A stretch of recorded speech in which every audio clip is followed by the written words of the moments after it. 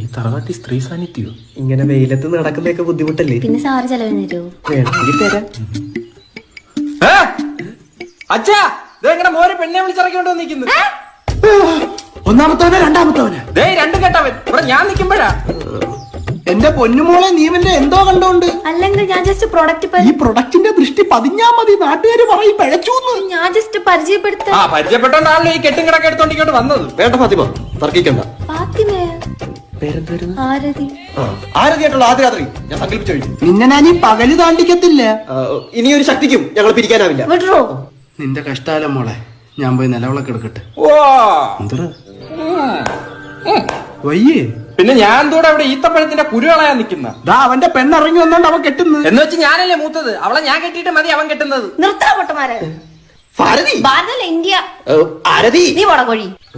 എന്റെ പൊന്ന് കാരണവരെ ഞാൻ എന്റെ കമ്പനിയുടെ കുറച്ച് പ്രൊഡക്ട്സ് വിൽക്കാൻ വേണ്ടി വന്നയാ.